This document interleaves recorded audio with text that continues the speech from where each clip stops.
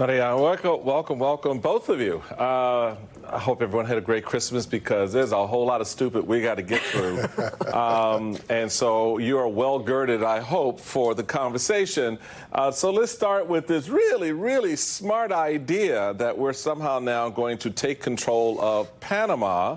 And that we are, we want to go and buy Greenland. Why? Because it's there and it's green. And I guess that's what Donald Trump wants to do. So, Mariana, is there any appetite, do you think, from your reporting and your coverage of these things, with this incoming Congress, the idea that they're going to entertain legislation to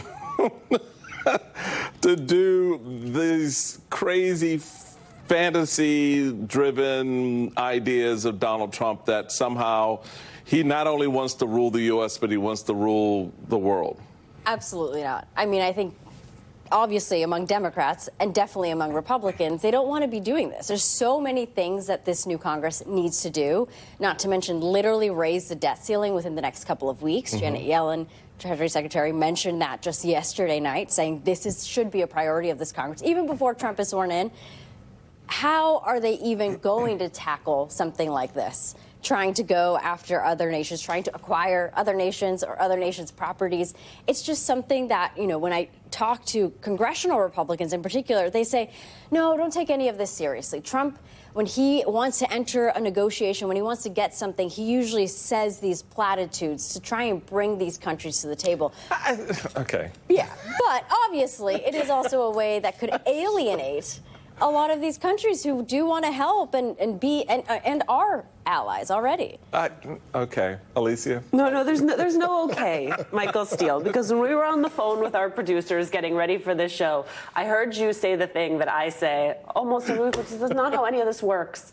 This is not how any of, I don't even know how to frame this conversation because it's not how it works. And it's always sort of like two truths and a lie. Right, Basil? Right. Like there is him saying the fact that he feels that China now has too much influence in the Panama Canal, tying that to trade. But then the idea simply becomes he is going to take it over. I want to read you this. This is from the New Yorker, and it's Susan Glasser putting this in the broader context of Donald Trump's new governing ideology. She writes, whether it's preemptory attacks on a 1977 Panama Canal Treaty, whose terms he now wants to reject, or the fantastical reimagining of the January 6 rioters who stormed the U.S. Capitol as innocent martyrs, Trump is a conservative in an entirely different sense than the one we have come to know. He is not a Republican who sticks to the status quo, but instead a would-be strongman whose attachment to a past of his own imagining will now once again become the country's governing ideology. That, to me, is where the rubber meets the road. Absolutely. When I first heard about the Panama Canal and Greenland, I was like, wow, imperialist much? I guess is this the world's sole remaining global power, superpower. This is our move, not expanding healthcare, not expanding mental health and making college affordable. It's going after sovereign nations. And what is concerning is that he treats our enemies better than he treats our friends. And I don't think this is real. It's a bargaining position of his. He said something like this with respect to Greenland before. It's a bargaining position. And I think the point you make about China is very important here, because if you pay attention to what's happening in the Caribbean, if you pay attention to what's happening in parts of Africa, particularly in the port cities in Africa, there is a strong Chinese presence in building those ports, in expanding their footprint and trade routes, and there is incredible amount of money being spent on infrastructure in those countries by China.